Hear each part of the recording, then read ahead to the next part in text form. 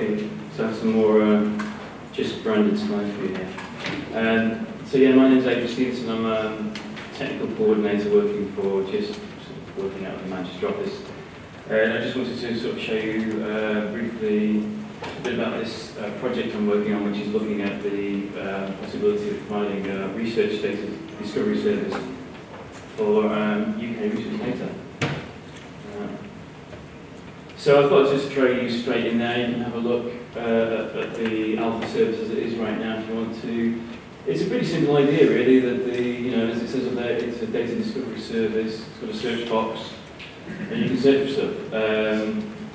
At the moment we're working with pilots, so there's about, as you can see, there's just under 15,000 items in there, but obviously in due course, if this goes forward to a service, that will increase. But please have a look if you want to. Project sort of had a couple of phases. There was an initial phase where we looked at ANDS software from Australia that, for various reasons, we decided not to proceed with, and I got involved in the second phase.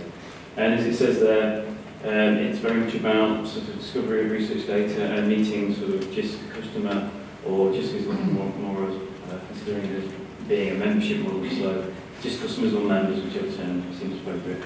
So, there's been a sort of whole sort of user story process behind that. But again, all the information about the project is available via those two places.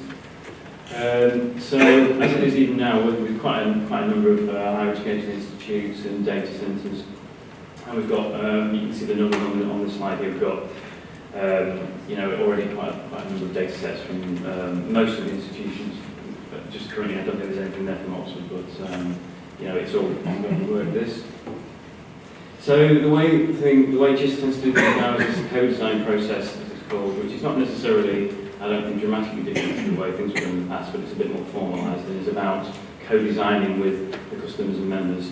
So there's a lot of work with various user groups, advisory groups.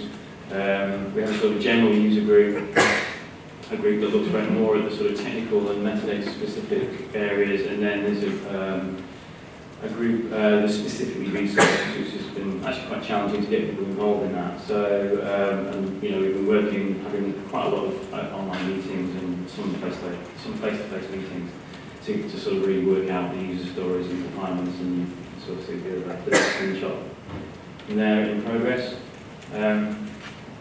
Again, I'm just saying that it's very simple. Not unlike repositories or most of the discovery services, it's about trying to at a national level help people find research data. So and sort of promote the research data that's available in the UK, and maybe try and sort of do things on a national level in terms of search engine optimization, possibly doing link data things, whatever seems appropriate to sort of make this stuff more visible. Helping to validate research data and help with the possibility of reuse and reproducibility of experiments.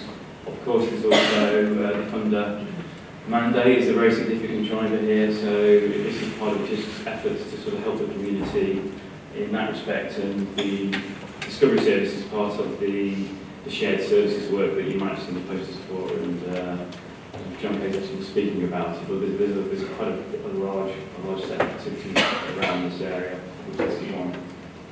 But hopefully, it'll help cross-disciplinary, cross-institution activities with a bit of a look. As part of the co-design work, we've got a huge raft of user stories orientated to various use cases. Not unsurprising, the primary one being aimed at researchers. So there, I don't think you see the colour coding, but the blues are the musts, the pink ones are the shoulds, and the green ones are the coulds. So, we're sort of working through that, using that as a sort of a prioritisation way of doing things.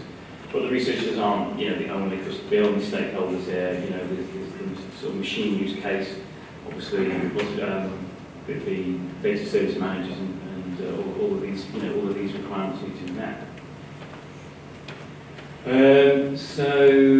The next step is to, if what we've done passes the business case. So again, it's quite a much more formalised way of doing things now. So they have what we call a project service pipeline.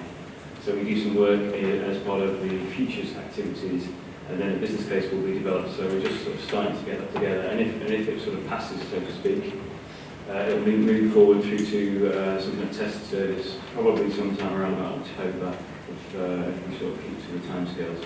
So we're still very much in development. A lot of development work's been done, but still testing and continuing to sort of iterate and gather feedback and you know, generally try and sort of make things as good as possible. Not surprisingly, there's issues, and again, not surprisingly, the primary one is around metadata. So the software we're using, CCAN, is actually very stable and fits the requirements pretty well. But we're harvesting data typically over the OAI PMH protocol. There's a few other protocols involved.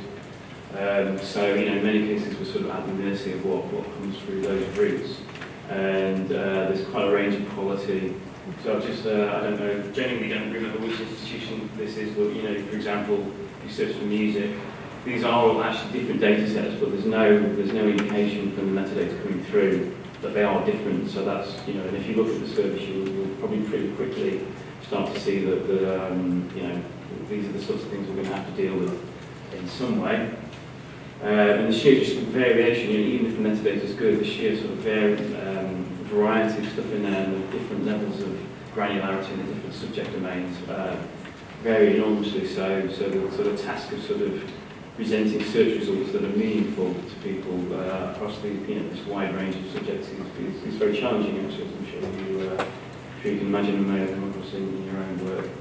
In addition, quite a lot of the stuff is behind logins. So the bottom screen here is, I don't remember specifically what it is, but one of the items, for example, if you click through and follow the information that comes through the OAI harvesting, you know, you get to a page that suggests you have to be a member of staff to log in there. So obviously, user experience-wise, that's far from ideal. So I mean, in many ways, these are not all things we can do ourselves. Sorry, I missed my 1 minute in that. Yeah. Those other issues, but anyway, thanks.